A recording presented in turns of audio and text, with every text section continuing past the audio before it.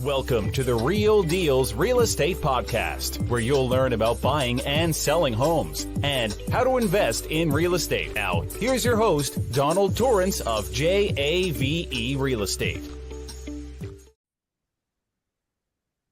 Good day, everybody. Back at you again with another episode. My name is Donald Torrence. I've been investing since '95.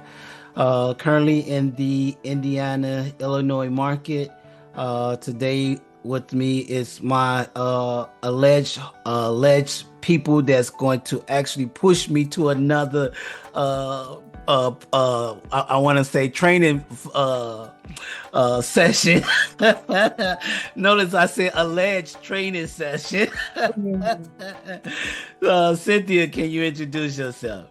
Hi, my name is Cynthia Ware. I'm also known as Dr. Ware in internal medicine. I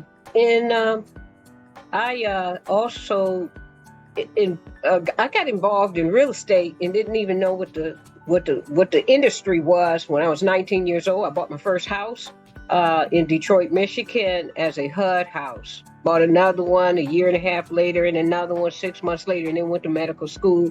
Jumped back into real estate about 2010, 2011, and then I learned that, damn, this is a real industry.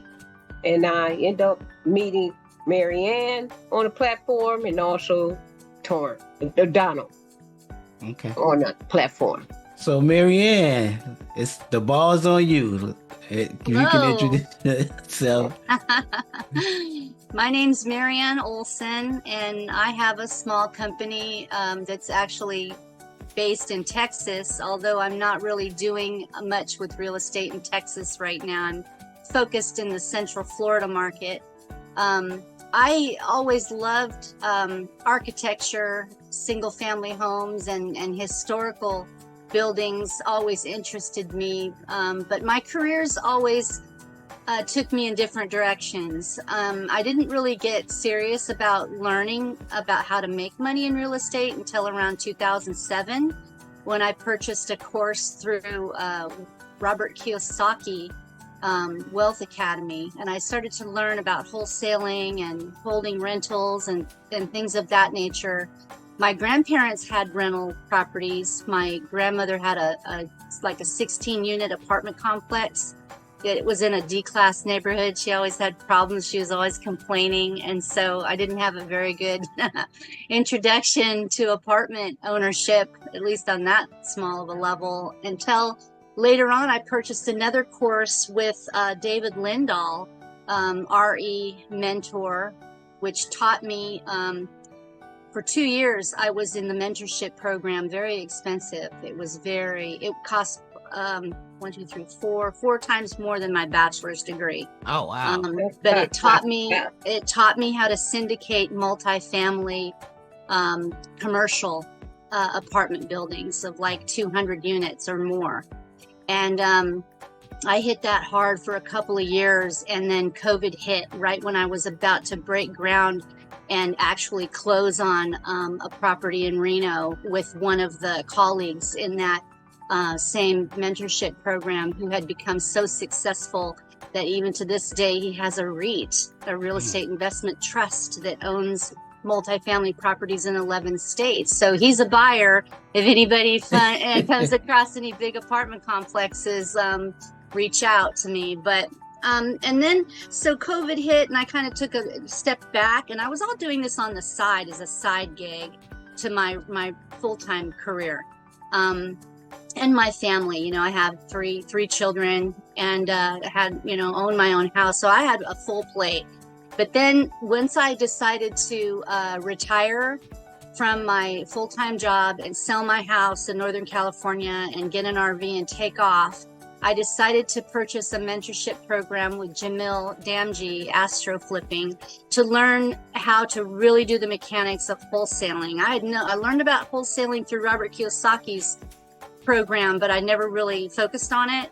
So Jamil's program really drove home the procedures, and I'm a very procedural person, very analytical, very critical thinker, deep thinker and research oriented. And so I could grab a hold of that. And I did. So 3.5 years ago, I started doing wholesale deals and closing quite a few every year to supplement my other incomes that I had from my pensions, from my other careers. So I wasn't one of those people who were broke that, burned the ships. Right. And who were sleeping on mom's couch, like so many that I met. Brave, kudos to you, but that wasn't me. I needed to have some kind of regular income so that I didn't feel the stress of surviving, right? So I always had that cushion, that comfort, knowing that I was never really going to ever be broke. So it took a lot of the pressure off. And Jamil's program also focused so much on self-improvement, on your mindset, that opened up a whole new world. And I feel like I'm a whole new person now. And I love teaching. I've always taught other people. I've always been designated as a trainer. Wherever I landed in all my life and all my careers, I've always ended up being a trainer. So I love helping people and teaching people and consulting people and coaching people. And so if anybody ever wants any assistance in that regard, I'm here to help. I love helping people in all sorts of ways in life, just to be able to enjoy this life while you achieve your goals. Don't hustle and grind. Please don't fall for that. It's a lie. It's not true. Don't do it. You're going to get high blood pressure. You're going to get cancer. You're going to get all these things. Don't hustle and grind. There's a different way. Real estate can bring a lot of freedom if you work in real estate, because the ways to make money are so diverse that there's got to be a niche for you in real estate somewhere, because it's so diversified that there's just too many to go over here of ways that you can actually make a wonderful income with real estate. And it's people, it's relationships. If you really love flourishing, working together with other people, collaborating together for a purpose, a mission, real estate can be so much fun. And so here I am, retired, quote unquote. I'm traveling full time in my RV. I have a school community where I can also help people who want to escape their current life situation. If you're stuck in a cubicle or commuting to a job that you hate and you want to be free and full-time RV and work out of your RV, you can now with the internet.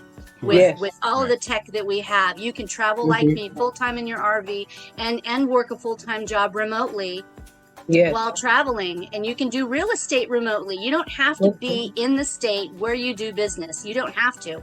I have never set foot on one house that I solved a problem for in real estate and earned money for my value that I put into that situation to help that person with their problem. I never had to step foot on any of that real estate physically. I did it all remotely. That's good stuff. Yeah, so that's where I am. Yeah, that's really amazing, that your journey. And I want to go back a little bit, because you talked about you growing up with your parents having a 16-unit building. Grandparents, Yeah, did that make you afraid of real estate, or did that make you want to try to figure out what was the missing pieces in that puzzle? To figure out why they were having so many problems. And the reason why is because it was a D-class neighborhood. The caliber of tenant you're dealing with are people who are not necessarily really on a kind of a mental level where they view responsibility as a high priority in their lives. They're a caliber of tenant that make bad choices financially and otherwise. And the screening process, you can only screen so much in a D-class neighborhood. The people that are going to want to live there are not, you can screen them all you want. Your likelihood of getting somebody who's not going to do good on the rent is pretty high. So I recognize that right away. And I'll talk about different classes sometimes. When you switch classes, when we're talking about classes, people, we're talking about the income level of people that's in a certain area. So you're gonna have the age of the real estate is Yeah. actually, when I refer to Class D neighborhood, I'm talking about the age. They're built Okay. in the 1940s, 1950s. These are old buildings. They're not renovated up to modern standards. Yeah. So yeah, Yeah, and it brings a different class of people tenant.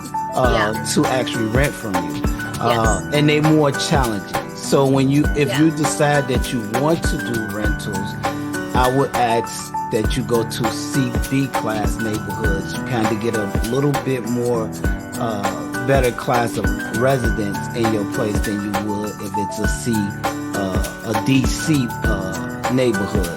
Because those neighborhoods are a little bit more challenging, and for a new investor, that can be a bit challenging. So I'm And glad. if an investor wants to do the Section 8, Yeah. they can certainly take that avenue, and that might alleviate some of the financial challenges with the tenants in that type of an apartment complex. You know, Section that 8 is can true. be a thing. Yeah. Yeah, yeah, and with Section 8, it has its challenges, its inspections, and with all rentals, you're gonna have your challenges. But you just gotta know your tolerance level when you start looking at properties like that, and Yeah. what kind of people you want to rent to. When I say people, I mean Section 8, market rate. What is that category that you want to focus on when you go to rent to those to your residents? And So the size of the complex too, like yeah, 16 units. My poor grandmother had to manage that thing herself. If okay, you have 150 or more units and you're doing Section 8, you have a professional property management company managing that property for you. So you just have to babysit those guys. right, right. You rather babysit one as opposed to 100. 150. Yeah. Now going through the courses that you went through, what was the challenges you faced before you actually took those courses, and how did those courses help you? Well, before I took any courses, the first one I took with Robert Kiyosaki's group was just kind of like a vague overview of all of the different facets of being a real estate professional or an investor. And it kind of left me feeling like I knew a little bit about a whole bunch of things, but not really a specialist enough to really actually jump into one. So I kind of felt lost because I'm an analytical person. Everything I do is very technical. My careers have always been very focused on procedures and technical and very specific information. So I kind of felt lost, and I never really actually did anything. I never ever took action until I went with Dave Lindahl's group, which was hands-on. They gave me a mentor to hold my hand. That's another reason why it was so expensive. And he gave me, bless his heart, this man's story is amazing. He escaped from Iran when Iran was collapsing with nothing but the shirt on his back, and came to the United States, and he became a structural engineer. Bless his heart, and he learned about investing in apartment buildings, and now he's doing very well living in Long Beach. Beautiful family, wonderful story, just a wonderful human being. This human being is just such a wonderful person, and he was encouraging. He didn't have to do half of the things he did for me with the encouragement. I mean, we would have personal phone calls off the record where he would say, Marianne, you got to do this. You got to clear this out of your mindset. You need to be more, disciplined. Look at the end. You see the end of the achievement that you're going to have if you take these steps, And so I learned to be focused, take the proper action steps, and then I really started to make it materialize with the apartment syndication type operation, which is really be careful, guys. If you do that, be careful. Follow the rules. Watch out. There's certain things you have to follow to stay out of hot water with the SEC. You got to be very careful. But so with the courses I took, I, kind of floundered along the way. And then once I found one that were with a mentor that held my hand and showed me, these are the technical steps you take. These are the research points you need to cover in order to take these steps, then I began to flourish. Okay. I have a question for you. During the second mentorship, that what was the gentleman's name? Dave What was it? Lindahl. Dave Lindahl. So Mhm. with that mentorship, was there any specific books that you read? Multifamily Millions. I read Oh his yeah, that's a first good book, book. Yeah. Multifamily Millions, and I bought those little post-it notes. That was before they had the little strips, and I would cut the post-it notes into little strips, and I would bookmark pages with those little strips sticking out of what do you got to do, because again, I'm a procedural person.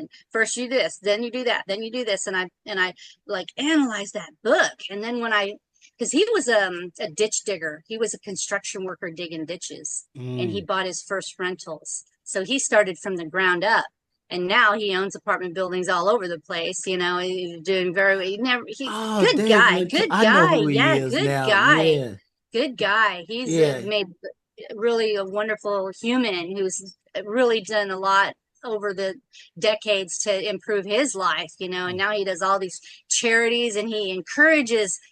He has an investor conference, like a summit every year in Every year, yeah. Boston.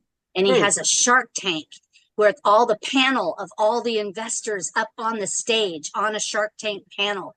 And you can go in front of this, it's all, you know, planned and scheduled and everything. You go in front of this panel with your presentation, with the projection of your visuals on the big screen, and you present your deal, your apartment deal that you have under contract with these investors, and they will be like, just like on the show, I'm in, or I'm a pass, or this is what you need to do, and then get back to us. It's amazing. Wow. That would Yeah, be because nice. he I know when he's you start seeing him promote his program was probably about 5 or 6 years ago, Hmm. when he did big promotion of it. Now you just see him just basically because he's a multi-family guy. Yeah. So he started talking about when I first saw him, he was talking about small multifamilies getting started with small multifamily and moving up through the ranks through that way. He's a good coach from what I've heard about him. I had to think about who he was, but yeah, I know who he is now. So after going through his program, and you hadn't done an apartment building yet, but you learned a lot on your way because you've taken a couple of programs now, and now you wound up wholesaling. Was your wholesaling because of going through Jamil's program, or did you wholesale after going through the the apartment building classes, or going through the other ones before prior uh to Dave's, to Jamil's? Had you So done any wholesale? when I was in the multifamily syndication program with Dave Lindahl's group, working so hard with my mentor over 2 years, and paying a lot of money and really hustling and grinding. I hadn't discovered the mindset thing yet, really, where you're not supposed to hustle and grind, but I was, and Mm-hmm. I burned out. And what happened was my sponsor and I were getting ready to close on a property, or in Reno, and we had financing and everything with that. It wasn't, cash only. And so when the COVID hit, all of a sudden the banks stopped everything. Our funding, we lost our funding. We couldn't move forward, and he had his REIT. He had to be very careful with his investors. He couldn't take any risks, so we had to put the brakes on that. So I took a step back, and I was working in law enforcement at the time on patrol in a very, very seedy part of town, and it was very stressful, and we were on increased hours of shifts and overtime because of the civil unrest. Mm-hmm. And I had a tween daughter who was struggling and needed me very much to be more present for her. And so I took a step back and stopped all of my activities in the multifamily realm and focused on her, and got situated, and realized that I needed a change of environment. We had wildfires. Mm-hmm. Um, We had civil unrest that was off the charts, that even crept into our own neighborhood. And the community changed, the sentiment in the community changed towards, law and order and respect for law enforcement.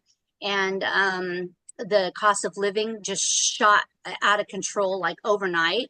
Wow. And so I even just started a YouTube channel 3 weeks ago, documenting my journey on YouTube with my new channel about how I escaped. And I can help other people do it too, because I figured out how to do it. I figured out what I needed to do to sell my house, get an RV, and take off and be free and save my kids. I had another child who was struggling too. So I had to save my children, right? Even though they were older.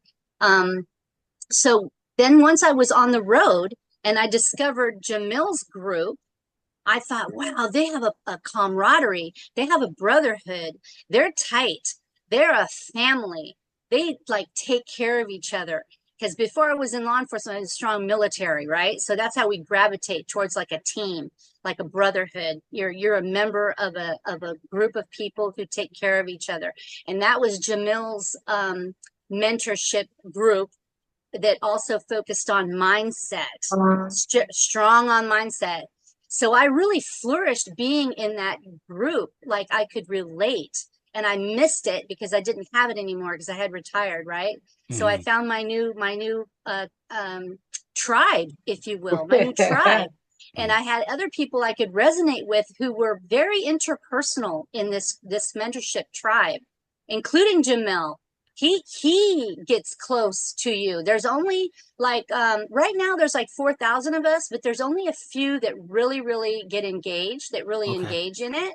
But we're very tight with each other. We help each other through all kinds of struggles in life towards the common goal of just improving our life situations and realizing our dreams, making our dreams come true together. And so I found that I can do wholesaling because he doesn't fluff it. He doesn't like touch on things just to get your money. He tells you do this, then do that, then do these things. Figure out where are you weak. Here's where you're weak. You need to focus on strengthening these things that you do. And if you take these steps, you can have this result. And that's how I think. So I really flourished in the wholesaling. In the first year, I did several deals. In the second year, I did even more deals. And in the third year, I did, a bunch of deals. And so you can, he showed me that you can actually do it. It's not a bunch of baloney. Like some of these courses are just so phony and fluff, and, they're not really serious about it. Right. So, a question, so when you did your first deal, how did you feel? And what was that? Where did you find that deal? How did you find that deal? Just by following the steps, just by doing what he said to do, follow the procedure. It's worked for these guys. These guys did it. You saw them do it because they're in here talking about it on our live Zoom. They're showing you how they did it. And we have our own private Facebook group. So I knew if they could do it, I could do it. And when I did my first deal, it wasn't like this big, no,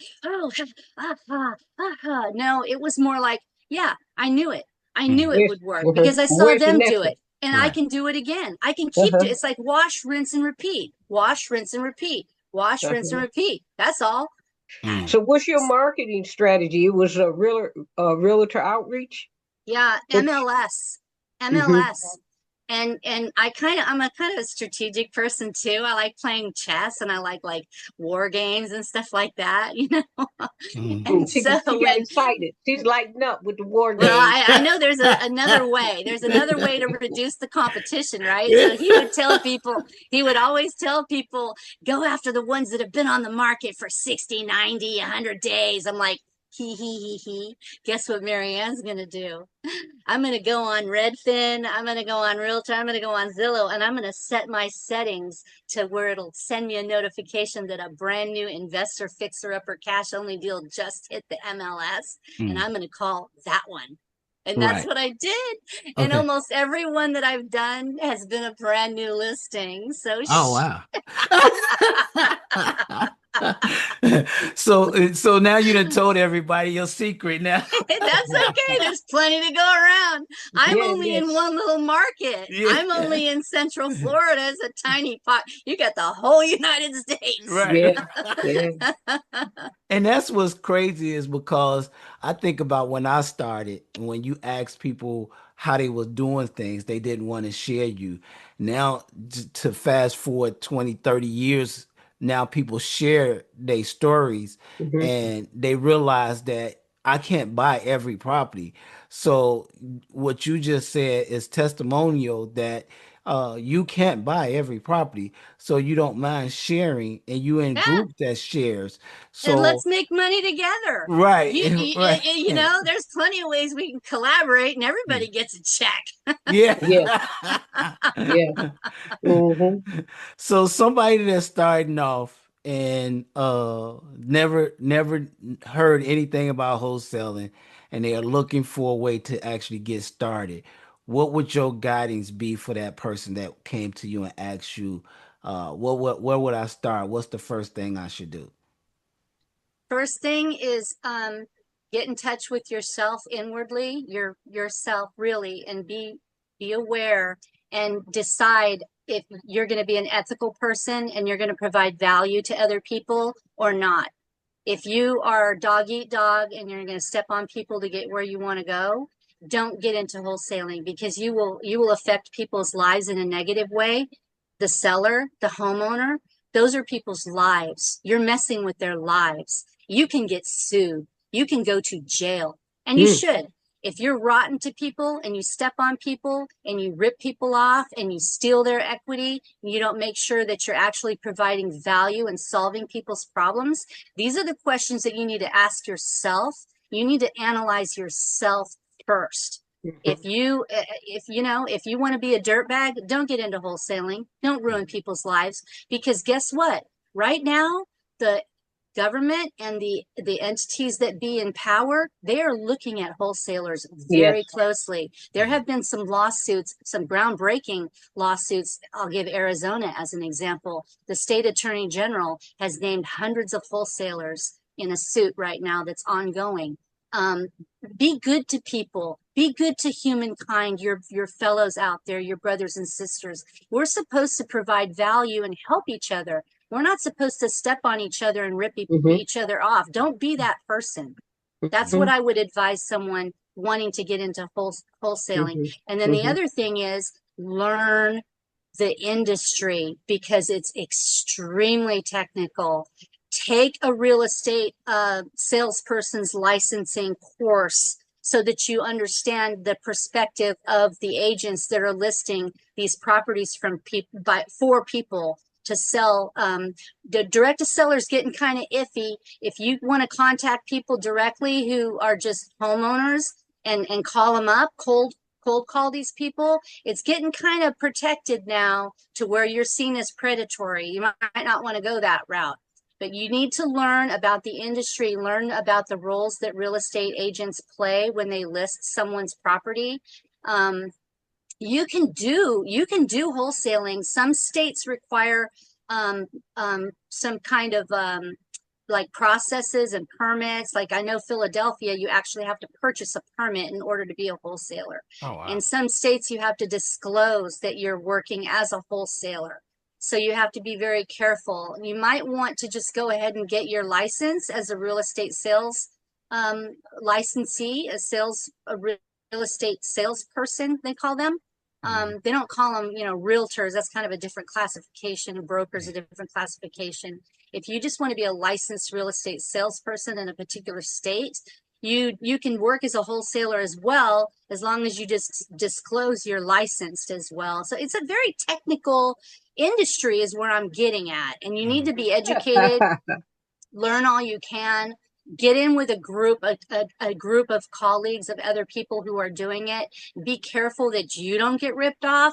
Make sure you have your ducks in a row with protecting yourself with contractual agreements between other Very colleagues, like important. joint venture agreements. Make sure you have your contracts in order, signed, executed legally, electronically in advance, and have them copies sent to the appropriate agencies and entities in the operation of the transaction to cover you, because there are people who will try to rip you off. One of the very first deals I did, I was so shocked that someone literally tried to steal $5,000 from me, who I was shocked. But thank goodness, as a procedural person, I had my contracts in order and I was able to get paid. So number one, examine yourself. Are you going to be doing right by people? Number two, learn the industry. Don't go in as a newbie. Don't think you can fake it till you make it in real estate, because you can't. You cannot. It's hard. Yeah. I think wholesale is difficult, and that was just an extreme excellent answer. Mhm. Is starting off with yourself. What's your relationship with wanting to help people? What's your relationship with money? What's your relationship with yourself? Right? Yeah. Those Yeah, are don't be greedy, because money Yeah. is just a tool. It's Yeah. called currency for a reason. It's Right. just Yeah. energy. It It takes should be many moving. forms. Yeah. 200 years ago, it was beads of glass and fur pelts. Right. Right. It's just currency. It's just energy. It flows through us. And if we're Mhm. going to be greedy and think that we got to get the money, no, you don't. You don't have to do that. You provide value, and the money will flow through you, and you have somewhere where you want to point that money to go. You want to go to charity. You want to go to pay the bills, because if you pay your bills, you're supporting someone else's family. They're able to put food on their table and pay for their kids' college tuition, because you paid that bill Yeah. for that company that employs those people, Yeah. right? The money Good. just flowed through you. That's all. Mhm. Yeah. Good. N- Good. Good. Yeah, that's true, because the money is a cycle. So if you can keep the quicker the money is moving through systems, it actually employs more people Yeah. and give more people jobs. Do you think somebody can actually make a good living wholesaling, uh, as opposed to those who are saying that it doesn't, wholesaling is not for me, it doesn't work. I've tried it. What would you say to those skeptics that says it doesn't work, you can't make a living in it, and wholesaling is dead? It depends on your approach. If you want to be a boutique like me, where I just have a very few people that I work with, and I have a very few buyers that I work with very closely, that I have the same few buyers that I've had over these last 3 years, that I just keep feeding them the properties that they tell me that it fits in their buying criteria. And then I just have a very few select other wholesalers that are ethical, that made pass the vetting process, that I'll work with. I do that. And it's a little consistent income that just supplements me to be able to just have more fun and give more money to my favorite charity, and take care of my kids, give my kids the money when they need money for something. I'm able to, that's my dream, is just to take care of my family, give to my favorite charity, and live a comfortable life. But if you really want to get rich wholesaling, you can, but you're going to need a team, and you're going to need a system, and you're going to need to purchase technical software applications to manage. You're going to have a full-fledged business, and it's going to have to be full-time. And I know people personally who have done this. And one guy just in fees alone, assignment fees alone, this year he's exceeded $1 million in just assignment fees. But he has a team, and he has a system, and it's a business, and it has daily operations. And that's so, if you want to go that way, you can go that way. But if you want to just be, kind of willy-nilly, not really learn the industry, you're probably not going to succeed in it, because you have to make a choice of what are you going to focus on? What's your goal? You have to look, what is the thing that you want to achieve with wholesaling as a tool to use to reach your goal? I just like the small boutique thing because I'm a more intimate person.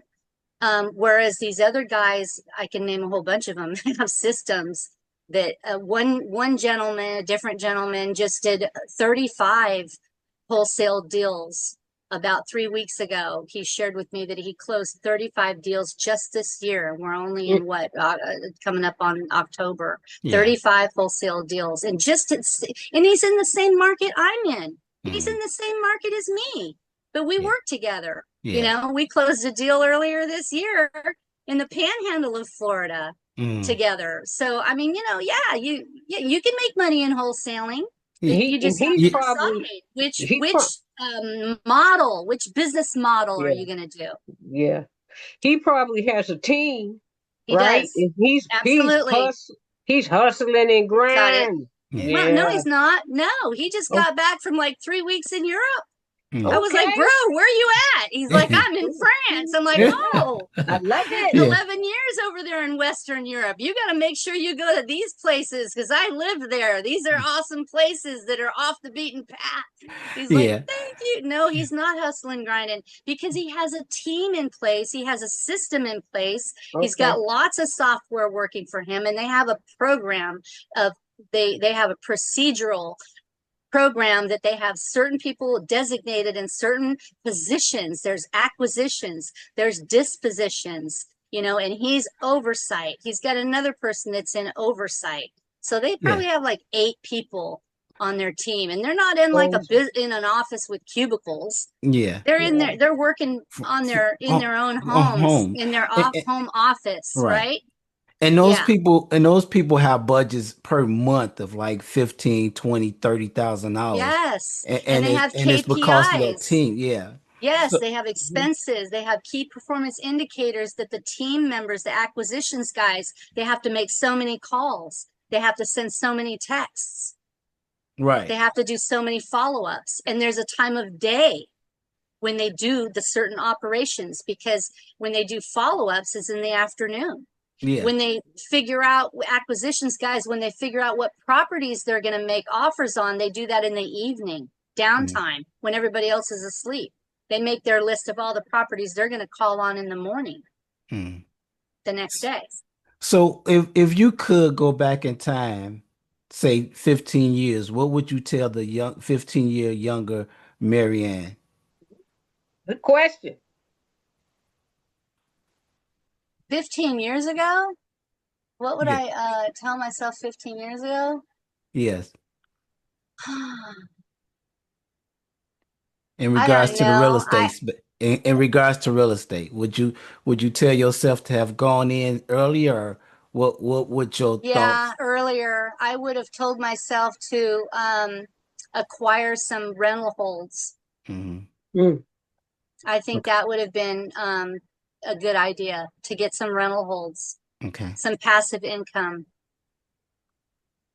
and a tax shelter, and as just some passive. I don't know though, you know, because I knew a guy that had like 40 houses, and he worked with me in law enforcement. He was a lieutenant, and he had like 40 houses. And he was stressing all the time over those rental houses. I don't know. Maybe that was just his makeup. Maybe that was just his. No, I agree to that. I had 137, but my goodness. I had. Well, couldn't you pay a property management company 3% to manage that for you, or but what? You know what? You got to keep in mind, I was a building engineer. I ran 100 unit buildings where there was like 300 units. I think the smallest in my portfolio was 308 units. And you manage those yourself? Are you a control freak? I don't know. I would have paid a property management company, I would have just babysat those guys. That's it. Actually, I've learned over that was back then, that was from 95 to 99. I learned that I didn't want to do that portion of the real estate. So I sold off everything and went to just flipping and wholesaling. Then I realized I shouldn't have sold some of the properties that I sold. I should have held on to them. Yes. You were writing a fact check to Uncle Sam, weren't you? I looked at the 16 unit that I had back then. It sold for $3 million 4 years ago. And I was like, if I'd have kept on to that, and I had a 32 unit, I had a 16 unit, I had a 24 unit, I had a 4, I had a bunch of bunch of stuff basically. Did you ever do the 1031 exchange? Because man, I think it was 2 years ago, 3 years ago, there was a rumor that they were going to do away with it, and everybody was freaking out. And I was like, Yeah. yeah, I'd freak out too. And I didn't know about a 1031 exchange. So I got a lot of taxes that came my Shame way. on your CPA. Slap their wrist. Yeah. So you don't know what you don't know. And that's why it's Yeah. important for, like you said, to actually find somebody that resonate with you to go get training from.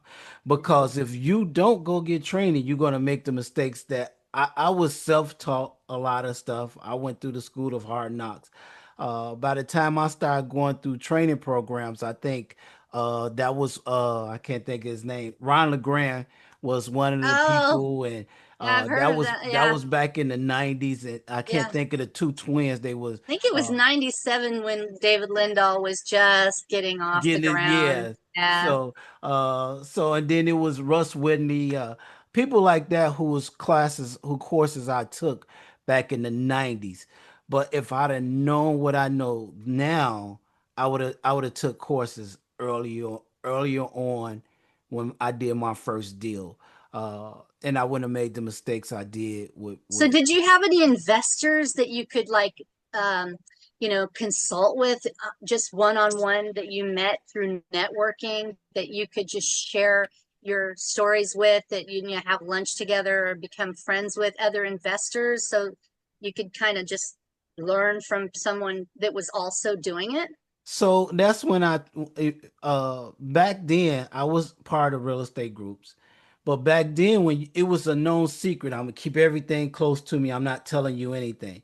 So when I Uh, ask people, how did you accumulate so many properties? How are you managing them? Who's taking care of them for you? Well, you got to be out here. And that was 20s, 30s. So nobody really wanted to share their information. So I had to figure it out on my own.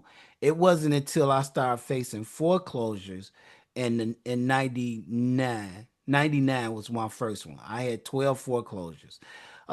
So my attorney that I met in 95, 96, who's still my attorney to this day, said I'm gonna put you in touch with my mother-in-law, who was a realtor, who was Rick, only worked with investors. Basically took me and started telling me to sell off everything that we could sell before you go through foreclosure. We sold off as much as we could, even though I still had the 12 that I went through, but I still learned a lot from that process. And that's what made me go get certified in foreclosures and short sales, because I needed to know all the ins and outs about and that's foreclosures and very short sales. technical. Yeah. Yeah. Yep. So, Mhm. but then I pivoted and went to just doing short sales and foreclosures. I started that in 2000, foreclosures and short sales in 2000, and then I went all the way into 2007 when the market crashed. That was when I said I was done with real estate. Still wasn't Oh, done. yeah. I think I did more No, I coaching. always remembered Warren Buffett said, when there's blood in the streets, man, Yeah, that's when you but buy. And Yeah, I'm like, but at I that remember time that. I So, was so tied up in the market with properties that I had that hmm. I had all my money tied up in, and I was losing everything because I couldn't sell anything, and I wasn't thinking about You pivoting to needed a renting. different strategy Yeah, shift. You needed a shift in strategy yeah. somehow. And I didn't. Yeah. I just was like, if I can't sell it, I just let it go. And I let a lot of properties go. So I went through foreclosures again. So I had my dips in the market. And 2015, I started back investing again. 2007 to 2015, I just did more coaching, more seminars, and more things like that. But I never left the market. I always was still doing something. I think I wrote my first real estate book in 2016 about your rights with foreclosures. And then I did another one in 2019, and then did one in 22. And then this Yeah, last one I because just everything wrote. keeps changing. Yeah. with all the regulations Absolutely. and Absolutely. man, and the different agencies that are Yeah. created and expanded, and man, it's a technical industry, and that's Yes. just another little niche of it, right? Yes. Yes. Absolutely. Hmm. So what's in the near future for you, Marianne? Uh, well, I just finished my course for the requirement for the real estate salesperson's licensing in Florida. So Mm-hmm. I'm going to be applying to take the state exam Mm-hmm. to be able to get licensed in the state of Florida as a real estate salesperson. And then I'm going to be focusing on joining a brokerage that is investor focused. So Okay. one of my buyers is a real estate licensed real estate salesperson in Florida, and they are with a group of investors that do fixing and flipping, among other things. And so I'm going to look for a brokerage that's like that, because I want to focus more on providing value to investors, because I understand the investor side very, very much, as focusing over the last 15, 17 years. I'm very in tune with the investor side, so I want to bring value to investors. So that's where I see my real estate career going. And then I also was thinking, since I'm hanging around in Florida and I've got 3 grandbabies in Florida, I think maybe I might learn how to be a residential property appraiser in the state of Texas, because I do have my bachelor's. So tick off, that's one of the requirements that I have already done. So I might look into that. So that's where I'm going with my real estate plans. Okay. So in your spare time outside of real estate, what are 2 things that you enjoy the most outside of investing? Oh, my grandbabies, my family. Mhm. I love my I love little children, and my littlest granddaughter is 18 months old. Oh, And wow.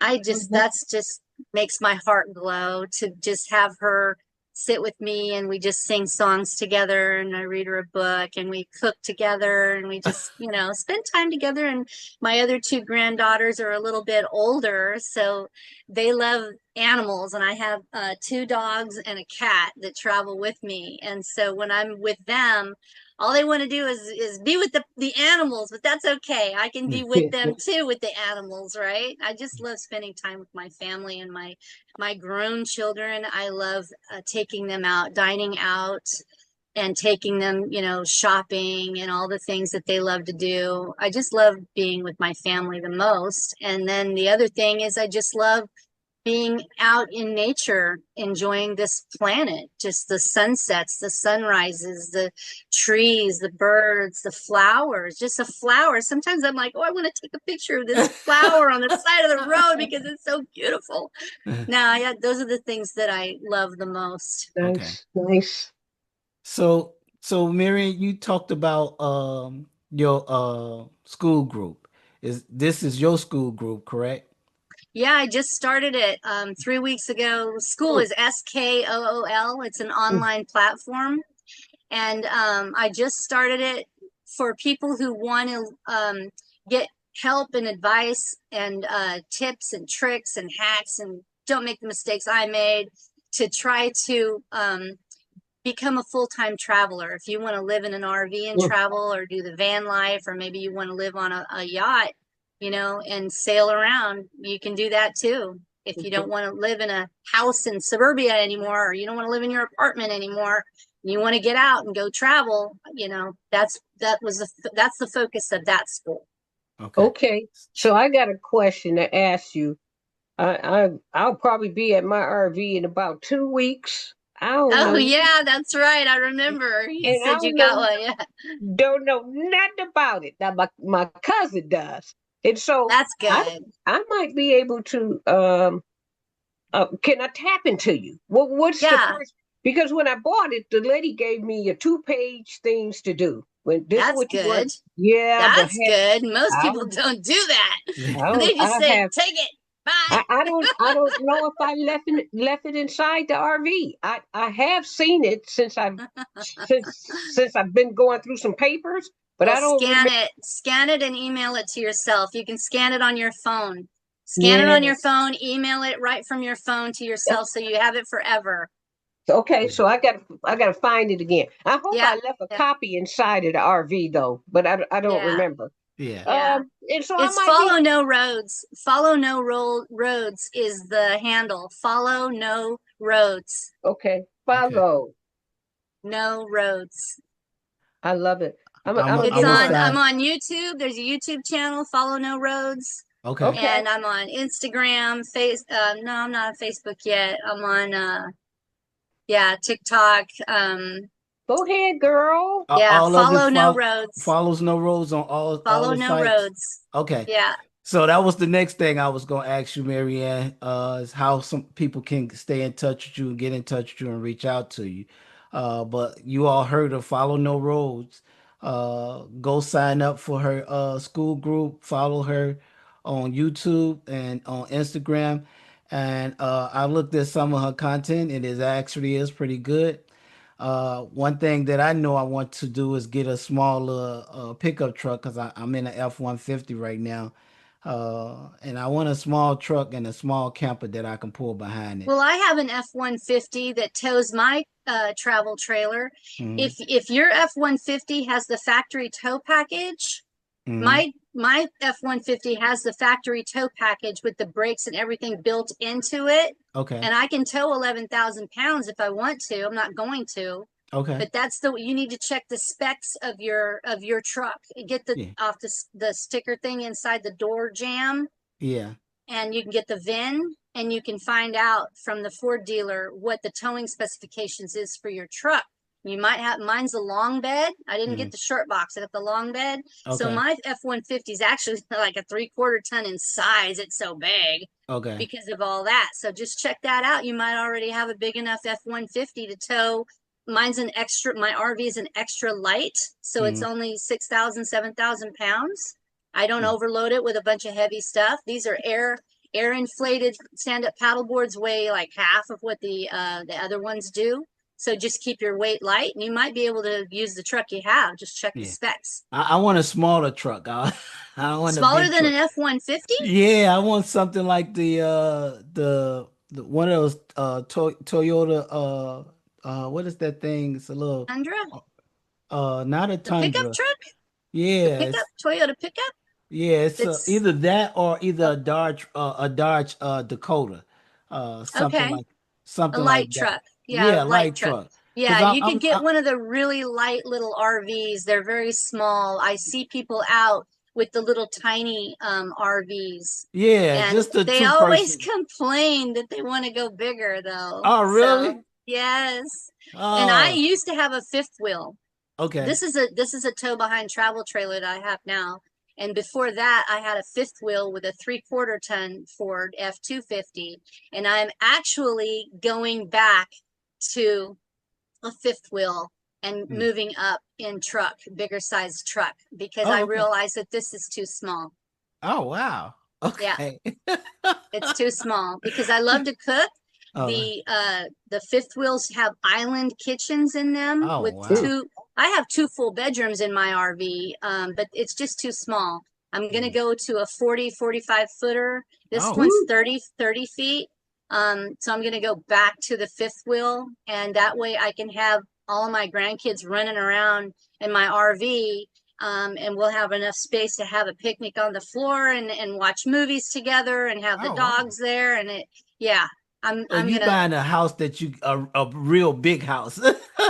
Well, no, I used to have one. I used to Yeah. have a fifth wheel. I don't know why I went to a smaller travel trailer. I don't know what the heck I was thinking. So being in real estate, you get the right that becomes a write-off for you. Excuse me. Well, it is anyway. Even if Okay. you have your home, your site built home that you live in as your primary residence, if you have an RV that has its own bathroom with its tanks, and you have your own kitchen, it's self-contained, just like a house, you can write that off as a second home. Oh, okay. Okay. Yeah. So So again, we got all your information on how we can find you. Uh, I would like for you guys to like and share the content. Cynthia just dipped out on us for a moment. I guess she's coming back soon. I actually enjoyed this. Actually give before we leave, give us some of the books that you found that was inspiring to you in the real estate space. Well, in the real estate space, I didn't really find any books that gave me the tools to actually effectuate a deal from start to finish. Okay. I never really found a book that did that. It was always through colleagues and mentors. Um, Inspirational books. I don't really read books anymore. I listen to everything live Yeah, on yeah. Oh, podcasts, yeah, YouTube, yeah. Spotify. I found what helped me the most is self-improvement with mindset. Okay. So David Bayer like Bayer aspirin. Uh-huh. David Bayer has a way of explaining things that puts it into a way that I can practically apply it to my life. Okay. I resonate, he resonates with me on how he explains things. And he's a mindset coach. And he's on YouTube, David Bayer. And if you're really if you're really a scientifical kind of person, like Cynthia is very scientifical, Uh-huh. Joe Dispenza is another mindset coach person that explains things, but he's in a more technical, he uses more technical scientific language. So he might be Okay. more, he didn't resonate with me very well. And then Okay. after All right. I learned the things that that David Bayer was able to communicate to me, now I can understand Joe Dispenza. So Okay. those David Bayer definitely is one of the people who helped me the most, Mm-hmm. because once you get your mindset, I think everything else follows, if that Right. makes sense. That it does. And that's an important piece because most people miss that part of it. So I think one of the things that most people need to find out is just searching something that they feel, because what resonate with me or what resonate with you might not resonate with them, but they need to find something that they feel on the path that they want to take, whether it's wholesaling, subject tools, whatever it may be. They need to find that path where they can actually find somebody that resonate with them. And I hear a lot of good things about uh I can't think of his name, Pace buddy, Dave Case Morby, who? Pace yeah, I can't think of the guy who class you So went to. his, yeah, I didn't do Pace Morby. Jamil. Jamil Damji. Yeah, I hear a Yeah, lot of good things about him. So yeah, he's tight. He's really tight with Pace Morby yeah, and Daniel. Steve Oh, Train. yeah, yeah. Those were his Yeah, students, the Trana yeah, brothers. Yeah. yeah.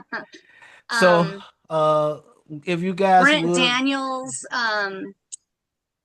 Jerry Gary Norton. Norton. Oh yeah, Yeah. yeah, Jerry, Jerry Norton, yeah. I no, I didn't read any books of Jerry Norton's, but as far as procedure goes and techniques Mhm. Mm, and approaches, Jerry Norton is extremely helpful. I listened to a lot of his YouTube episodes where he would actually engage with real estate agents in MLS agent outreach. yeah, And I found that a lot of his techniques are extremely useful in the way he approaches the conversation, all in the goal of solving people's problems. right. He's a great guy. Yeah, I would Yeah, definitely I recommend love Jerry him. Norton if you just want to learn how to have relationships, establish good relationships with these real estate agents. He's a great resource. Okay. Hmm. So we want to close it out. I want to thank everybody for listening in. Mary, thank you so much for coming on Yes. today. I Thank you for really having me. appreciate I it. appreciate it. It was really good. I look forward to doing some other things with you. I'm definitely going to start following you on the for the Yes. mobile homes. I mean for the RV. So RV living, RV yes, life. yes. Uh, so I'm on all social media, Donald Torrance. Cynthia, you got any final words? Oh, I want to thank Marianne. I connected to Marianne with Jamil Okay. inside the tribe that cares about one another, and she's one of the few. I'm kind of introverted a little bit, and she was one of the few people that I talked to. I would say frequent for a moment, and was also interacting with her to get a deal done on that platform with someone, right? And we had did a couple uh, potential wholesale potential. They didn't end up panning out, but we spent the process doing the due diligence on what it takes to get the property under contract at the right price for the buyer and to uh, be a win-win for the seller. So I just I thank her. I thank Marianne for coming on board and sharing her wealth of knowledge because she's a good person to work with. She's a very, very good person to work with. Thank you. I feel Mm-hmm. very humble. Thank you. Yes, yes, ma'am. All right, guys. Don't forget to share, like, we on Spotify as well. So don't forget to share and like this episode if it resonates with you. All right. Absolutely. Goodbye. Absolutely. If you want to hear more stories and tips about real estate, foreclosure, and private lending insights, hit like and subscribe now.